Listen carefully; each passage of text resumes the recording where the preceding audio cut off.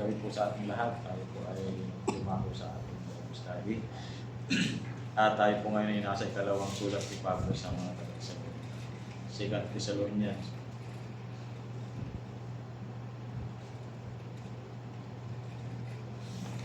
Sa chapter 1, 1 to 12. 1 verse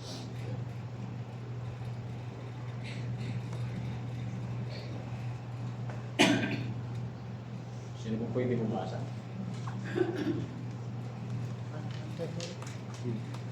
Sa Ate Rose? Sige. Unang Thessalonica. Kalawa po. Kalawa. Chapter 1 po, verse 1 hanggang 12. Ikalawang Thessalonica, chapter 1. Mula kina Pablo, Silas at Timoteo para sa Iglesia sa Thessalonica. Sa mga hinirang ng Diyos, Ama at ng Panginoong Kristo.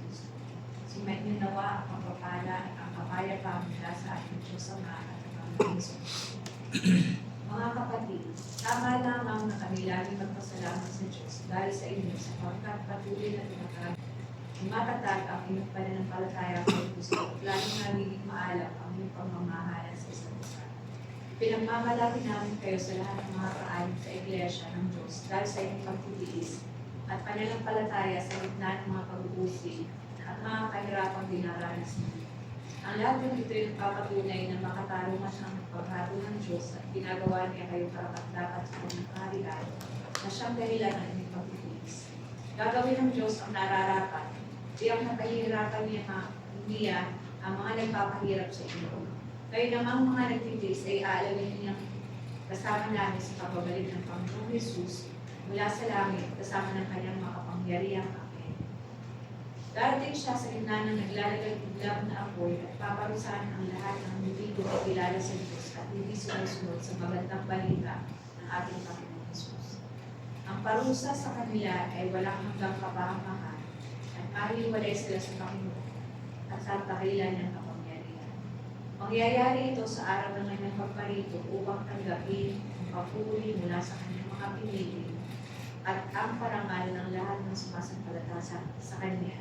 Kabilang kayo roon sapagkat tinanggap ninyo ang magandang balita ang pinangyayari namin sa inyo. Dahil dito, lagi namin kayo dinidalahan din sa Diyos na naway maging karapat-dapat kayo sa pagkatawag ninyo sa inyo. At sa pamagitan ng Kanyang kapangyarihan naway ipagkaloob niya sa inyo ang lahat ng mabuti niyang hinahangad at maging ganap ang inyong mga gawain ilimuhan ng Thank you po. Ang sulat po ni Pablo, yung ikalawang sulat ni Pablo sa mga taga-Thessalonica ay pinaka-follow up letter po niya sa mga Kristiyano sa Thessalonica. Kasi may nakarating sa kanya balita na lilito yung mga mananampalataya sa Thessalonica tungkol sa muling pagparito ng Panginoon sa Kristo sa kanyang second coming. Akala nila ay dumating na ang Panginoon. Iba, inisip niyo, bakit wala pang nangyayaring pagdating? Bakit dumating ang Panginoon? So, merong kalituhan. Kaya binigyan linaw ni Pablo dito sa sulat niya, kung mapapansin po ninyo sa chapter 2, na hindi darating ang Panginoon hanggat hindi nahahayag yung suway. Yung Antichrist po yun. Kaya pinaliwanag ko yung Pablo. Binigyan sila ng assurance. Dito pa man sa ay binigyan din ni Pablo na sila ay manatiling tapat at mga mananampalataya sa Thessalonica. Kaya dito po sa unang bahagi, dito sa ating tatalakayin sa gabi po ito, mula dito sa verse 3 hanggang dito sa 12, ay dalawang bagay tinatalakay ni Pablo. I-encourage niya yung mga mananampalataya, at the same time ay sila ay pinanalangin, pinagpala dito sa mula sa verse 11. Kaya nga yung mga mananampalataya kasi po sa Thessalonica ay lumala yung kanilang persecution. Kaya syempre dahil nahihirapan na sila, sobra na yung persecution, ay gusto na talaga nila na dumating ng Panginoon at maganap ng rapture pagdaan sa kanilang buhay.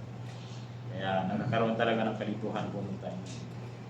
In-encourage sila ni Pablo na sa kabila ng inyong may commendation siya, sa kabila ng inyong mga persecution na nararanasan ay kayo naging tapat. At lalo, sabi ni Pablo, lalong naging faithful kayo sa Panginoon. Lalo kayong naging maalam yung pagmamahal niyo sa isa't isa. Ito sa unang bahagi. Sabi nga mga kapatid, tama lamang na kami lagi magpasalamat sa Diyos dahil sa inyo, sapagkat patuloy na lumalaki yung pananampalataya kay Kristo, naging maalam ang pagmamahal sa isa't isa. Pagka yun pong persecution, ito yung nagiging minsan para lalong tumibay yung kanilang ugnayan sa isa't isa. Pag-ibig at sa lahat yung paninindigan nila sa pananampalataya. Kaya sabi ni Pablo, huwag kayong mag-alala kasi hindi ng Panginoon nakakalimutan.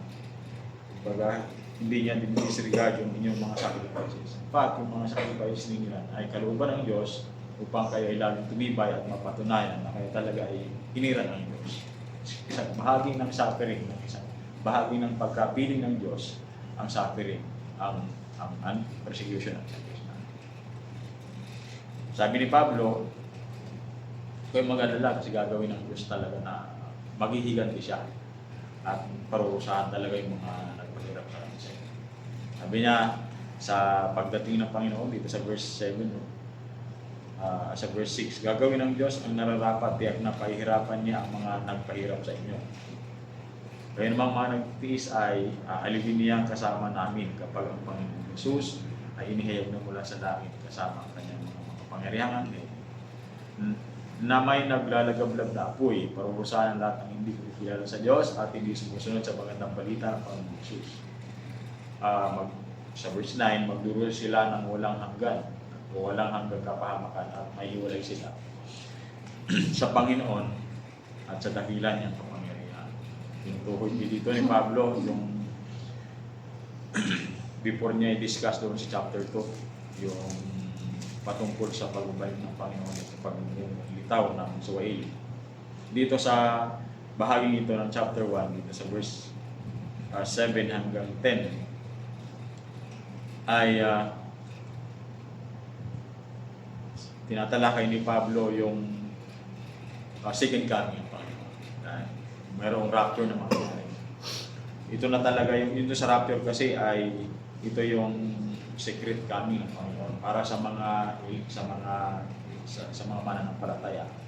Yung pagbuhay sa mga namatay na Kristiyano at ganoon din naman yung resurrection nila, makakaroon sila ng glorified body at yung mga mananampalataya na maabutang buhay, sila ay magkakaroon din ng glorified body at sila ay kakatagpoy ng Panginoon sa ipapawid. Din makakaroon ng 7 years ng tribulation.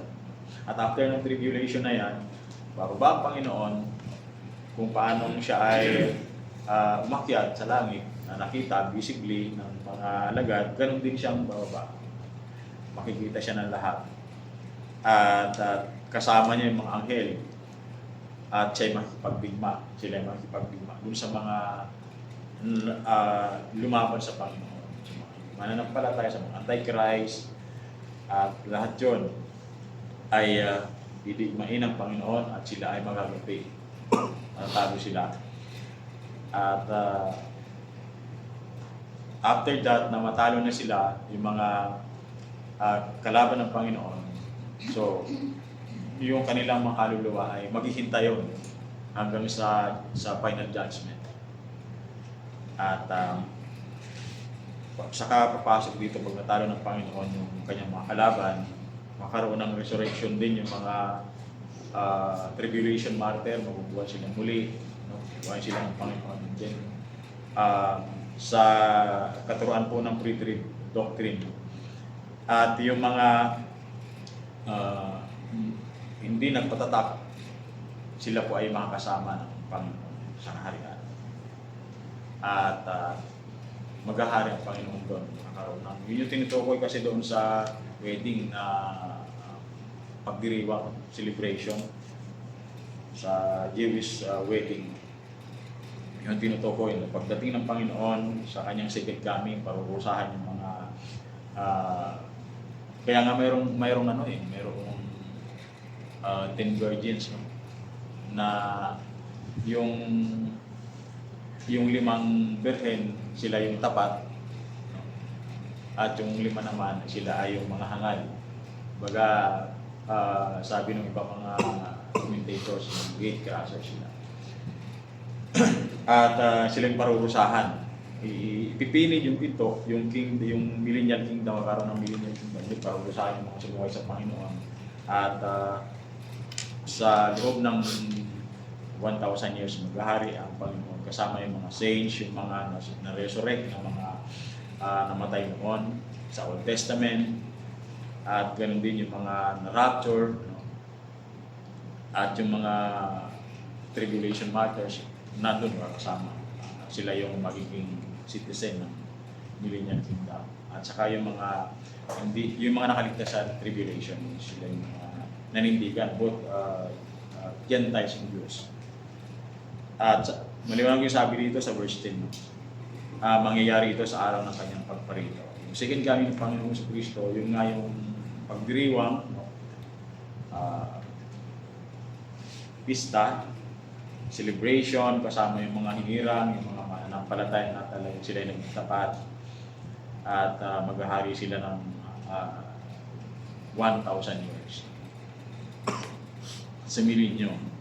Pero yung mga persecutors ng mga mananampalataya, yung mga umusik sa kanila, yung mga kumalaban sa Panginoon, yung mga antichrist, sila ay parurusahan at ipapatayin. Tatalunin sila sa digmaan at na sila ay muling bubuhayin sa panahon ng paghuhukom.